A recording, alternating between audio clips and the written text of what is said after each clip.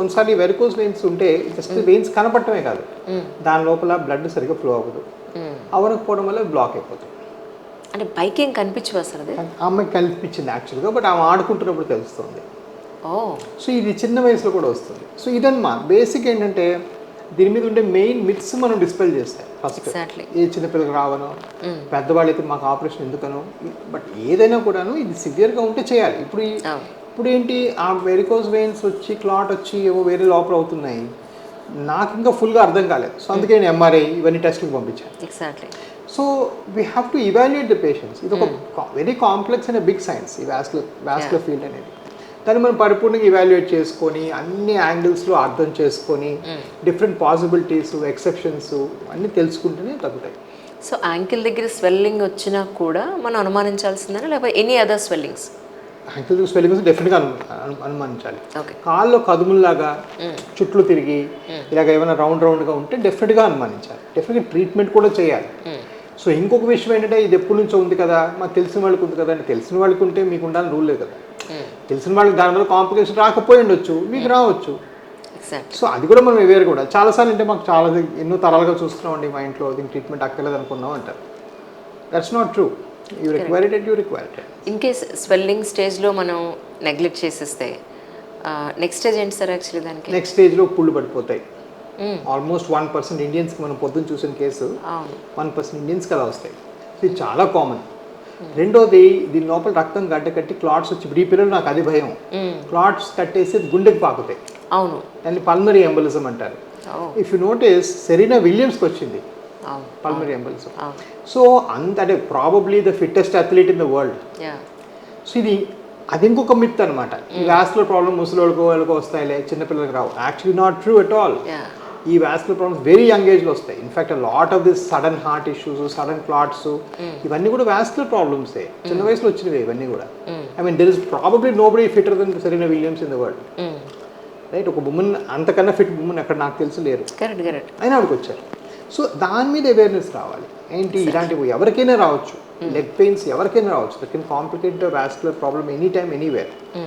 ఇది అప్రమత్తంగా ఉండి తొందరగా ట్రీట్మెంట్ తీసుకోవాలి. కానీ పేషెంట్స్ మిమ్మల్ని రిపీటెడ్గా ఎప్పుడు తగ్గిపోతుంది అని అడిగినప్పుడు, లేకపోతే అసలు ఇది ఎందుకు వచ్చింది అని అన్నప్పుడు మీకు చెప్పి చెప్పి చెప్పి విసుగొచ్చేస్తూ ఉంటుంది యాక్చువల్లీ. అబ్సల్యూట్లీ. సో ఎలా దాన్ని మీరు ఓవర్కమ్ చేస్తారు? ఓవర్కమ్ ఏం లేదండి, అక్కడ బిగ్ పిక్చర్ ఎప్పుడు గుర్తుపెట్టుకుంటాను నేను. నాకు ఎప్పుడు కూడాను I always have told you know there are I mean ఇప్పుడు ఒక్క హైదరాబాద్లోనే 25 కాలేజీలు ఉన్నాయి. There are thousands and millions of doctors I mean in this country and the world together. So ఈ ఒకరికి దేవుడు ఇంత ఇవ్వడం అనేది ఇట్స్ ఎ గ్రేట్ ఫార్చ్యూన్. నేను ఎప్పుడు కూడా ఆ గ్రేస్ని, ఆ గ్రాటిట్యూడ్ని నేను మర్చిపోలేదు. Every morning I get up and I feel అబ్బా ఇంత అసలు మనం అడిగింది ఏంటి, మన దేవుడు ఇచ్చింది ఏంటంటే. So that's what keeps me humble అండి. స్వతహాగా నేను అంత హంబుల్ పర్సన్ కాదు, బట్ పేషెంట్ దగ్గర నాకు ఆ హ్యూమిలిటీ కారణం ఏంటంటే మై గాడ్ వీళ్ళందరూ నా గురించి వచ్చారే and they taught me this and where did I start. I mean you know suppose మా క్లాస్ కోహోర్ట్ తీసుకున్నా, అన్నయ్య గ్రూప్ కోహోర్ట్ తీసుకున్నా, I'm very very well placed. Financial అయితేనేమి, సర్జరీస్ అయితేనేమి, నా సంస్థ అయితేనేమి, ఇవన్నీ ఏంటంటే ఏదో నా తెలివి వల్ల కాదు. There is some divine force that is guiding me to come here. ఇది అతని గొప్పతనం, వారి గొప్పతనం, నా గొప్పతనం కాదు. భక్తి ఉందా సార్ మీకు? నాకు లేదండి. I just believe in supreme అంటే I believe somebody else guides you. అది ఒక ఫార్మాట్ అని నేను పెద్దగా నమ్మను. ఆ ఫార్మాట్కి ఈ పద్ధతి అంటే ఏదో పూజలు పునస్కారాలు ఉంటాయి అవి కూడా పెద్దగా నమ్మను. But I believe that there is somebody much greater than me who's guided my every action. నా చెయ్యి, నా కాలు అన్నీ ఆయన పట్టుకొని నడిపిస్తున్నాడని నమ్ముకున్నాను. పూజలు ఇలాంటివే ఉండవు కానీ బట్ భగవంతుడు నన్ను నమ్ముతారు గట్టిగా. And I always thank him or her for what he's given. Okay, ఎప్పుడు ప్రతిరోజు నేను చెప్పుకుంటాను అన్నమాట. I have a prayer to myself. ఆ ప్రేయర్కి ఫామ్ లేదు. ఆ ఫామ్ ఒక పర్టికులర్ దేవుడి రూపంలోనో, ఒక పర్టికులర్ పూజ రూపంలో, ఒక వ్రతం రూపంలోనో ఉండదు నాకు ఎప్పుడు కూడా. అక్కర్లేదు నా ఉద్దేశంలో. బట్ ఆ హ్యూమిలిటీ అది ఇది నా సొంతం కాదు, నాకు ఎవరో ఇది ఇచ్చిన గిఫ్ట్, ఈ గిఫ్ట్తో నేను జాగ్రత్తగా ఉండాలనే నేను జాగ్రత్తగా ఆన్సర్ ఇస్తాను. కొన్ని అడిగితే 10 నిమిషాలు కూడా స్పెండ్ చేసే దాని గురించి, ఎందుకంటే ఇట్స్ నాట్ మైండ్. కానీ యాంకిల్లో స్వెల్లింగ్ వచ్చింది అని అంటేనే అంటే జనరల్ ఫిజిషియన్ దగ్గరికి వెళ్ళాల్సిన అవసరం లేదా? డైరెక్ట్గా వారికోజ్ అయ్యి ఉండొచ్చు అని అనుకోవచ్చా మనం? వెళ్ళండి. బై ఆల్ మీన్స్ ఎక్కడికైనా వెళ్ళొచ్చు. ఇన్ఫ్యాక్ట్ మై ఆన్సర్ ఏంటంటే వ్యారికోజ్ అని అనుకోకుండా మీరు యాక్చువల్ నియరెస్ట్ స్పెషలిస్ట్ దగ్గరికి వెళ్ళండి. బట్ దానికి మీకు సాటిస్ఫాక్టరీ రెజల్యూషన్ లేకపోతే మాత్రం మా లాంటి సంస్థలు మీరు రీచ్ అవుట్ చేయండి. That's probably my message. ఎందుకంటే కొన్ని లక్షల వేల మంది ఉంటారు, కొన్ని లక్షల వేల ఊళ్ళ నుంచి వస్తారు. అవందరూ ఇక్కడికి వచ్చి ఇక్కడే సమూహించాలని అవసరం లేదు. Exactly. At the same time you know కొన్నిసార్లు సింపుల్ హార్ట్ ఫెయిల్యూర్ వల్ల యాంకిల్ స్వెల్లింగ్ రావచ్చు, సింపుల్ కిడ్నీ ఫెయిల్యూర్ వల్ల రావచ్చు. వాటికి సింపుల్గా 4-5 మందులు ఇస్తే కూడా తగ్గిపోవచ్చు. రైట్. అంటే ఒక స్కాన్తో మనకి అది అసలు ఏంటి అని తెలిసే అవకాశం ఉందా సార్? అబ్సల్యూట్లీ. సో మంచిగా స్కాన్ చేస్తే తెలిసిపోతుంది. నిల్చునే పొజిషన్లో మనం మార్నింగ్ అనుకున్నట్టుగా నిల్చున్నట్టు సరిగ్గా చేస్తే తెలిసిపోతుంది. బట్ ఒకవేళ తెలియకుండా వేరే టెస్టుల ద్వారా మనం తెలుసుకొని కూడా ఒకవేళ మందులు తీసుకొని దానికి సరైన resolution to so be it, దానిలో పెద్ద వరి అవ్వాల్సింది ఏం లేదు.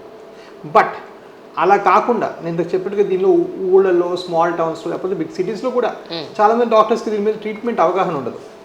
ఫర్ ఎగ్జాంపుల్ కొన్నిసార్లు డెర్మటాలజీకి వెళ్తారు, కాలు నల్లగైపోతుంది, స్కిన్ డాక్టర్స్కి వెళ్తారు.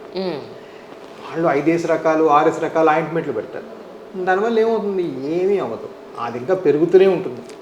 సో అక్కడికి వెళ్ళారు, మీరు రెండోసారి వెళ్ళారు, మూడోసారి కూడా ఏం డాక్టర్ గారు ప్రతిసారి 10,000 రూపాయల మందులు రాస్తున్నారు, నాకేం తేడా లేదని మీరు డిఫరెంట్గా ఆలోచించారు.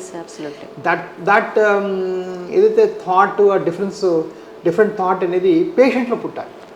దురదృష్టవశాత్తు మన దగ్గర ఇంకా ఇండియాలో స్ట్రాంగ్ గైడ్ లైన్స్ అనేది గవర్నమెంట్ పబ్లిష్ చేయడం కానీ లేకపోతే స్ట్రాంగ్ మెడికో లీగల్ ఎన్వైర్న్మెంట్ కూడా లేదు. చెప్పుకోవాలంటే మనం ఏమైనా ప్రాబ్లం ఉంటే ఎవరికి ఎస్కలేట్ చేయాలి? నాకు డాక్టర్కి వెళ్ళాను తగ్గలేదు, నేను ఎవరికి చెప్పుకోవాలి అనేది ఇంకా మన దగ్గర సాటిస్ఫాక్టరీగా లేదు. అంటే మీకు తెలిసిందే కోర్టులు వ్యవస్థలు చాలా లాంగ్ పట్టేస్తాయి. అలాంటప్పుడు కొన్నిసార్లు డాక్టర్ వ్యవస్థ సిస్టంలో కూడా కొంచెం తుప్పు చేరుకుంటుంది. ఏం చేసుకుంటారు, 5 మందులు తీసుకొని వెళ్ళు. ఆ తుప్పును మీరే యాజ్ పేషెంట్స్ మీరే తొలగొట్టాలి. దాన్ని తీసేసి లేదండి మాకు తగ్గట్లేదు, మనం ఇంకో వైపు మేము తీసుకుంటాం, ఏ విషయం తెలుసుకోవాలి, మీరు దాని మీద శోధించి సొల్యూషన్ చూసుకోవాలి.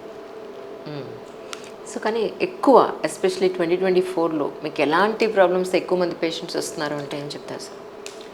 సో ప్రిడామినెంట్గా నేను ఈ ఫీల్డే తీసుకున్నాను కాబట్టి అంత వాస్కులర్ పేషెంట్సే. యుఎస్లో 4% కాళ్ళ పుళ్ళు పడిన వస్తారు, అమెరికాలో ఇక్కడ దగ్గర 50% కాళ్ళు పుట్టిన వస్తారు. ఎందుకంటే అంత లేట్గా ప్రాబ్లం అవగాహన వస్తుంది, అర్థం చేసుకుంటాను. నెంబర్ 1. నెంబర్ 2 ఏంటంటే మనం ఇందాక చూసినట్టుగా యూనో నో అవేర్నెస్, 5-6 హాస్పిటల్కి వెళ్ళడం, 6 హాస్పిటల్కి వెళ్ళడం. ఇప్పుడు ఈ పేషెంట్ కూడా నిజామాబాద్ వచ్చారు, పొద్దున మనం కామారెడ్డి, ఇలాగ అసలు మాకు హైదరాబాద్ కన్నా ఎక్కువ ఊళ్ళ నుంచి వస్తారు. కరెక్ట్. మూడోది ఏంటంటే ఈ కొంచెం క్లినిక్స్ మష్రూమ్ అయ్యి ఇంటర్నెట్ వ్యవస్థలోంచి మార్కెటింగ్ అనేది చాలా ఎక్కువ అయిపోయింది. కొన్ని సంస్థలు ఏంటంటే ఇంటికి వెళ్ళి పికప్ చేసుకుంటాం, డ్రాప్ చేస్తాం, ఇవన్నీ చెప్పి ప్రలోభ పెడతారు.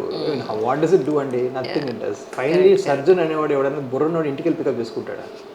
So it's just nonsensical thing. దానికి ఏంటంటే కొంతమంది ఏదో బంగారం గోల్డ్ డెలివరీ లాగో లేకపోతే ఈకామ్ సర్వీసెస్ ఏదో డన్జో ఇచ్చినట్టు డాక్టర్ కూడా వచ్చారు అనుకుంటే కెనాట్ బీ. సో అదొకటి చాలా అన్ఫార్చునేట్. దానివల్ల అందరి పేరు పాడైపోతుంది, అందరం దాన్ని సఫర్ అవుతున్నాం, అందరు దానివల్ల we're facing the wrong things. So ఇవన్నీ కూడా మాకు అవేర్నెస్ ఉండాలి.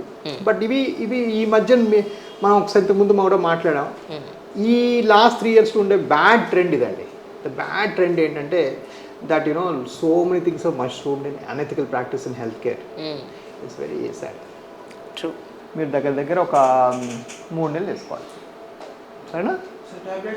టాబ్లెట్స్ ఏమొద్దు. మీరు బరువు ఏం పెట్టా తగ్గిపోతుంది ఈ కొంచెం మందులు వేసుకోలే. మెయిన్ ఏంటంటే మీరు బరువు ఒక 40 kilos తగ్గాలి. సో దానికి 2 బరువు డాక్టర్ నంబర్లు ఇస్తాను, ఓకే? వారిని మీరు కాల్ చేసి ఆ బరువు తగ్గే ఆపరేషన్ ఏంటి, దాని డైట్ ఏంటి ఇవన్నీ కనుక్కోవాలి. బరువు తగ్గకపోతే మళ్ళీ వచ్చే అవకాశం ఉంటుంది.